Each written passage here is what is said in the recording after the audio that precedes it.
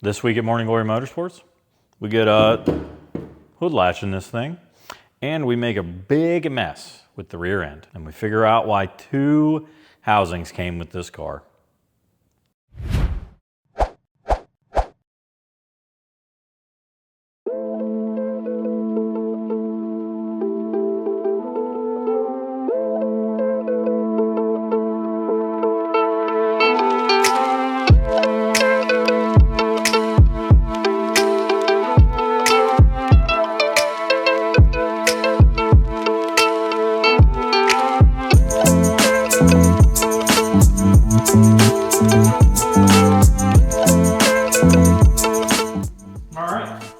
We have a hood on it.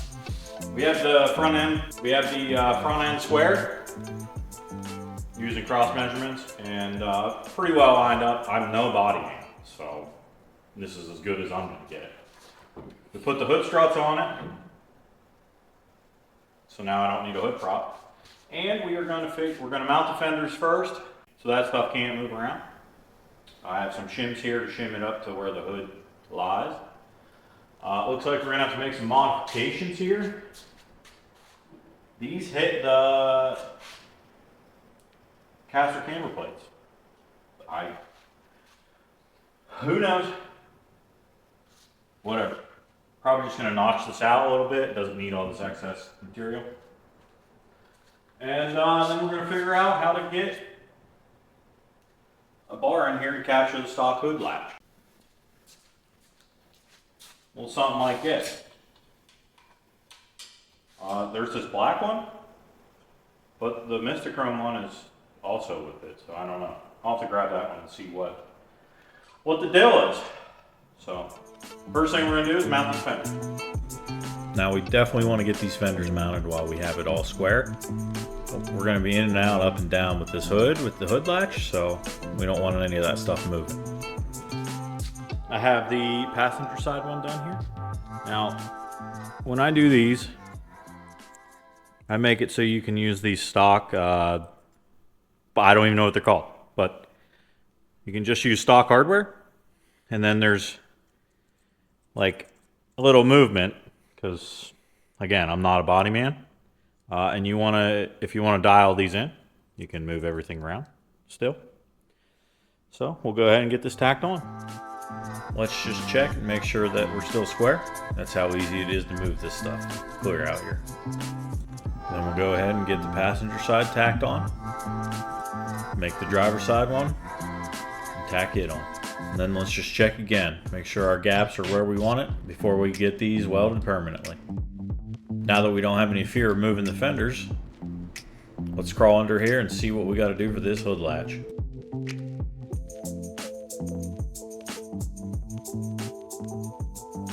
We're moving on to the stock latch. I don't know if you can see, but it's kind of crooked. I'm gonna have to cut a little more from what they originally did. So a stock hood has like a lip on the inside that this release goes around. It's kind of like humped up in a stock hood. Well, when you do an aftermarket hood, they aren't there. So you kind of got to make like a relief for the release to go in. But we'll do that, and then we'll, I guess, position it kind of where we want and bend a bar for it. I hate fiberglass. All right, let's see if we can get it out of here.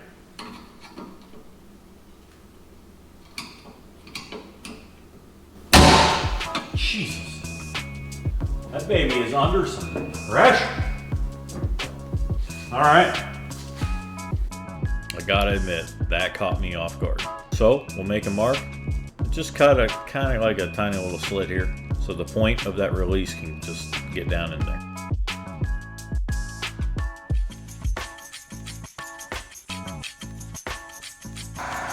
You can kind of see what I'm seeing in here.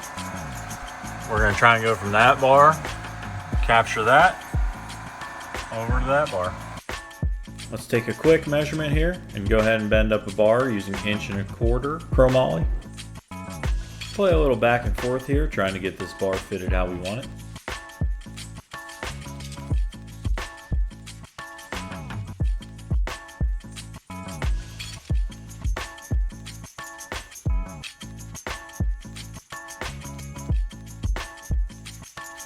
Well, unfortunately,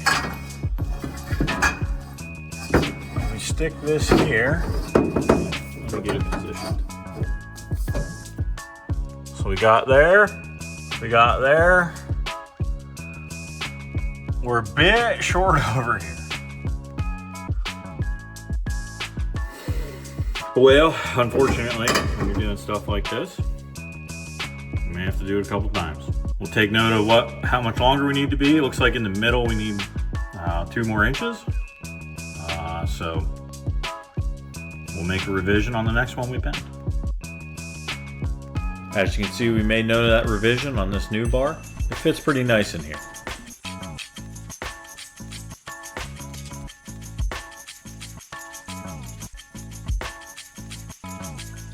Now we've got the mill scale all cleaned off each side, and we're going to fit it just a little bit more. Then we'll go ahead and get it tacked in.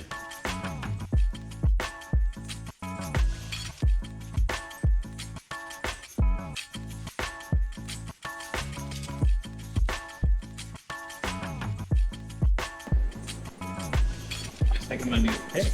I don't know.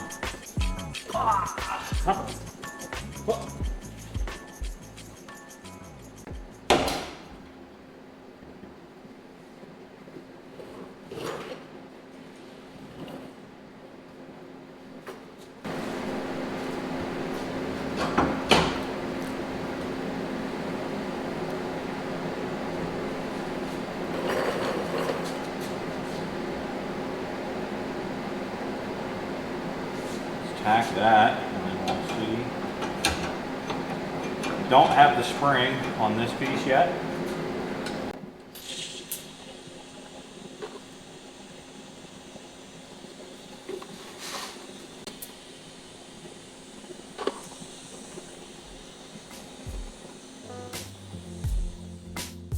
We'll get the top of the hood latch tacked on, and while we're here, we're going to add a couple more tacks everywhere else.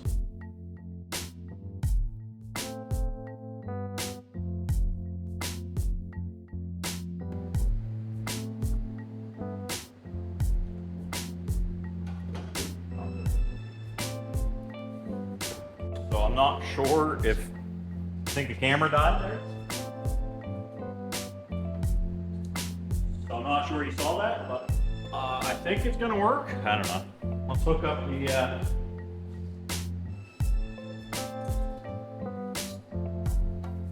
maybe I should weld a little more here.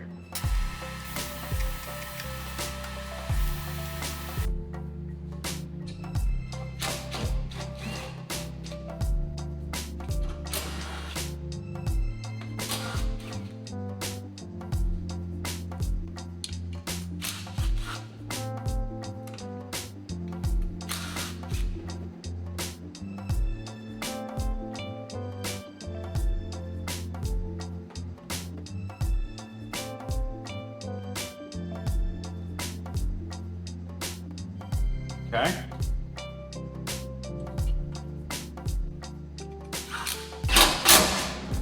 All right, let's try that.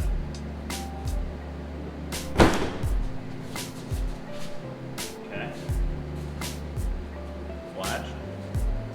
Wiggle it on.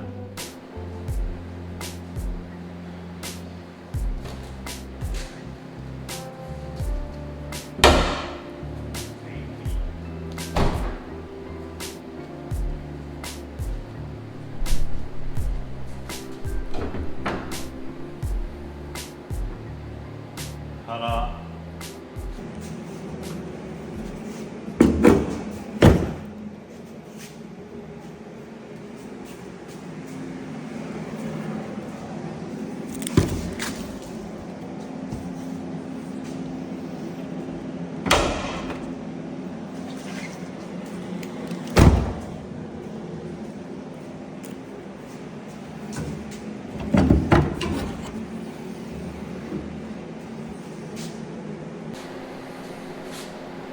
All right, I guess we'll just weld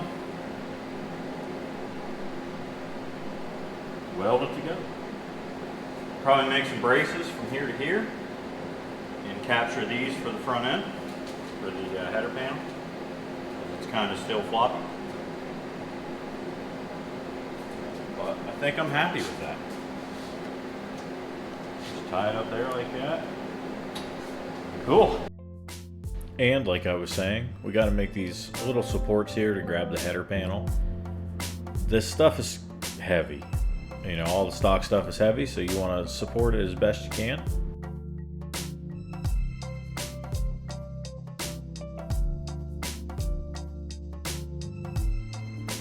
Once we have that fit in the way we like it, we'll get both sides tacked on here. And if you can see those brackets that are connected to the header panel, they are using that stock hardware again, which I have found out is called a fender J-nut.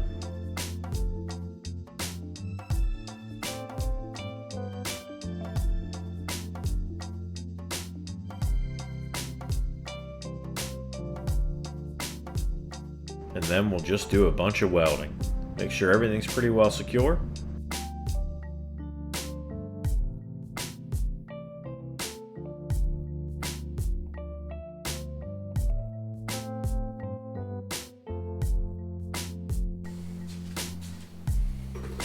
Well, we have a stock hood latch, and we have some supports for the header panel. I'm gonna box some stuff in, weld some more stuff up, and I guess continue forward.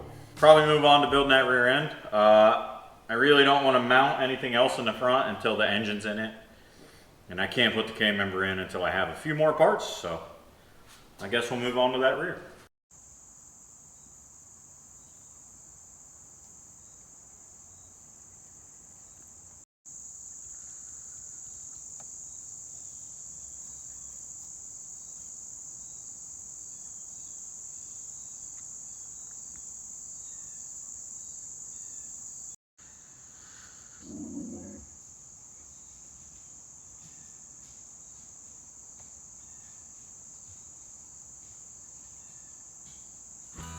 Can you believe her? Thought I was raising an attack dog. But anyway, my dad and I are going to go ahead and get this axle down. I'm just going to go ahead and leave the arms in place and the coilovers, because once I build this, I'm going to put it back in, just so I can continue to have it as a roller in case I have to move it for any reason. Since we're back here, let's go ahead and get the fuel tank out. I have to see what kind of aftermarket fuel system we have on this. And right about now, I'm realizing this tank still has quite a bit of fuel in it. So we're going to use the fuel pump controller that's in the trunk and just run it out into a gas tank.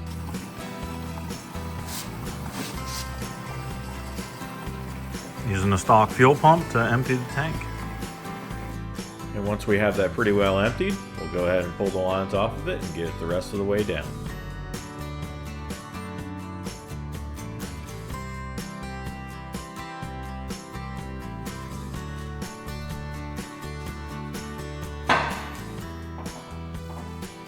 Whoa.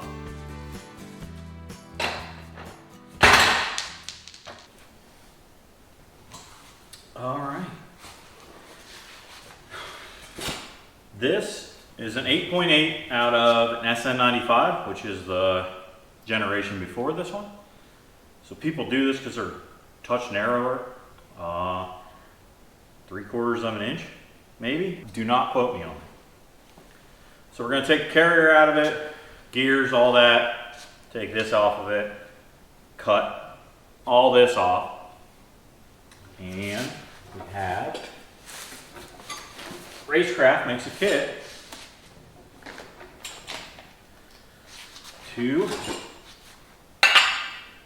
make the lower control arms adjustable, and we're going to brace it up, do a bunch of bracing, and then we have, let's see here, what do we got?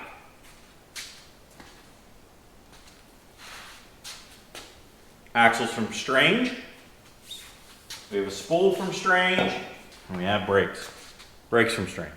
So like I said in the last one, this customer doesn't want a straight axle, he wants an IRS, so. Oh, we're gonna weld the tubes too. So we're gonna build this all up. The first thing I have to do is I have a jig that I slide through these axles, and I want to make sure this is not bent before I do anything to it. because if you do all that and it's bent, you just wasted a ton of time. It'll wear bearings out. I've had a bent 8.8 in my own race car, and it just wears bearings out really fast. So we're gonna try and avoid that at all costs. So we'll strip everything out of it. We're gonna put a bar through it first before I do anything, and make sure it's straight.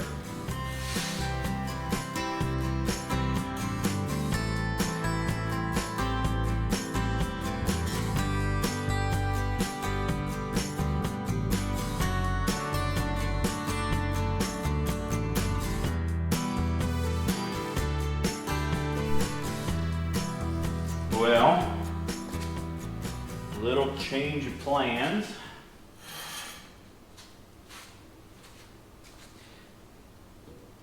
I have a different house. So someone apparently rounded out the cross bolt. There's a cross pin in the carriers of these. You got to take it out to take the seat clips out to get the axles out, to pull the gears in. Well, someone rounded the bolt off that holds the cross pin in, and I'm not taking the time to get it out. So, this car came with another housing, so I assume someone's already tried it. We'll make sure this one's straight. Let's try this again. I don't think there's a carrier in this one, so.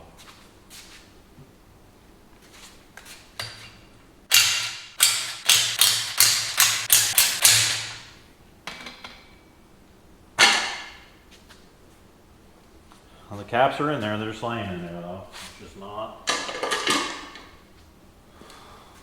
the best. And only 2 bolts. Good. So I'll have to go steal some bolts from that one. Let me get some bolts. Okay, I got the bolts.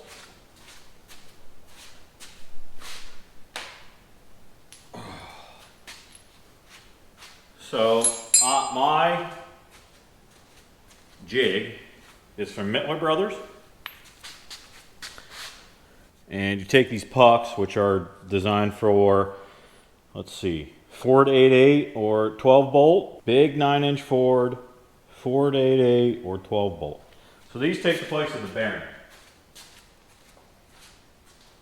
Take this cap off, and it fits in there just like a bearing would. Do it on both sides, get them down.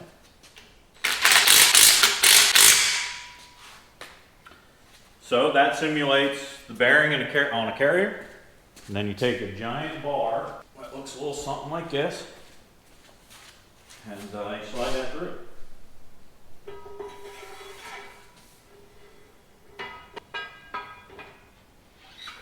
There's one.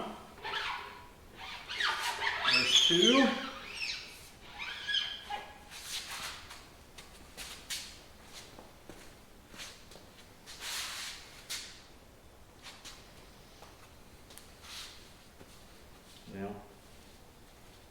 It is not bad. So these tubes, someone welded these tubes already, kind of poorly. And this side is not the greatest. It's not bad. I'm guessing there's worse out there. I know there's worse out there. Mine was terrible. This side's good, but I can bring this, I know I can bring this back just by re-welding these, because that's not great. So yeah, we'll get this cleaned up, get all these brackets stripped off of there, go from there.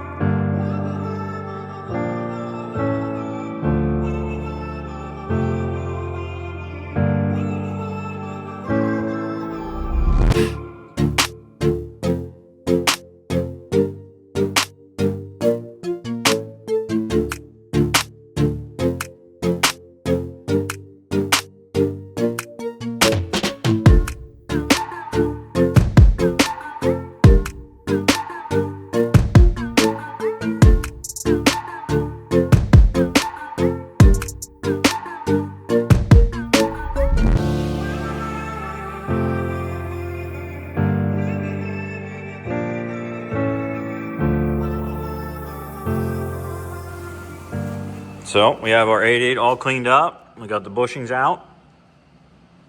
And I have the bar through it. These are the end pucks that go inside of here and hold this straight. Now, remember I said that this one was bent, but you can move these pretty easily in a bar. Watch. Let me undo this.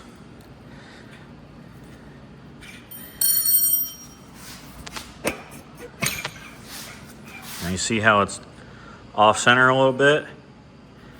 But I can pull that over and slide that in. So that's how easy it is to move one of these tubes when nothing's on it. So if someone welds one of these, welds some bracing on this and stuff without a bar in it, I mean, when you weld something, there's a saying, it's called the more it cools, the more it pulls. So as a weld cools, it's like pulling towards the heat. So like if you weld it out here, like from wherever, from here to here, it'll like pull it upwards because you put all this heat here. And I can move this by hand. So I'd be very leery of people that weld these together with no bar through them. And the longer a tube is, the easier it is to move, leverage. The longer it is, the easier it is to move, you know? When you get a longer bar, it's easier to pry something. So, again, no bar through it, it's more than likely not straight. All right, we have it all stripped down. I have it leveled up, side to side, and front to back. Ish. Something like that. So we have these brackets from Racecraft and Shockrack. So they have much more adjustment. They have much more adjustment than the stock one.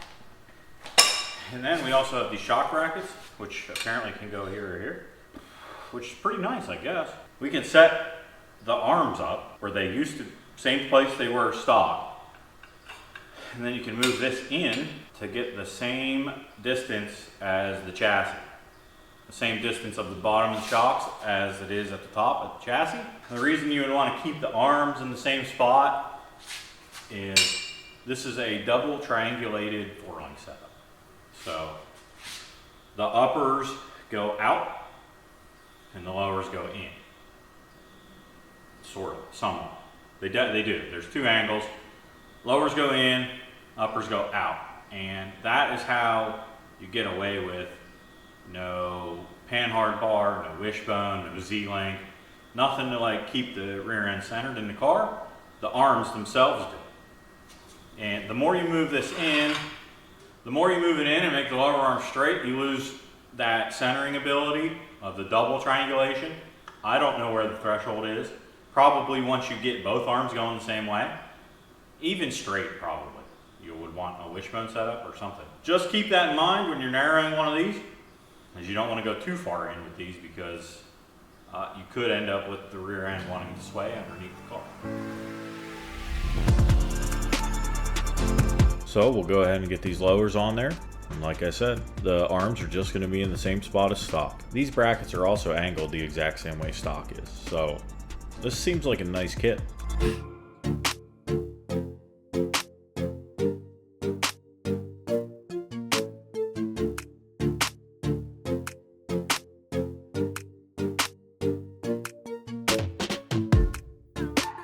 Then we'll take another piece of 1 1/4" chromoly and we're going to span across both of these lower control arm brackets and catch the bottom of the differential.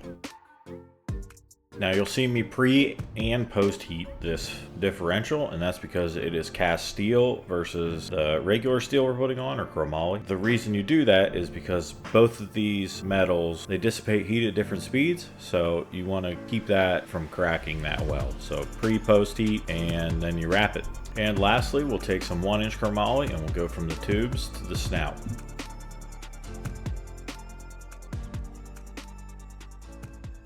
And there we go. There's our braced up 8/8.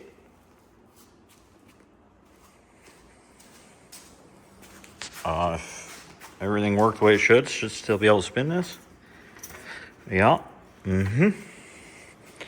All right, so now we just need some gears. I think I'm gonna put some 373s in this.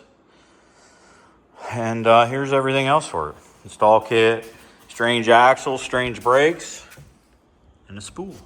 C-clip eliminators.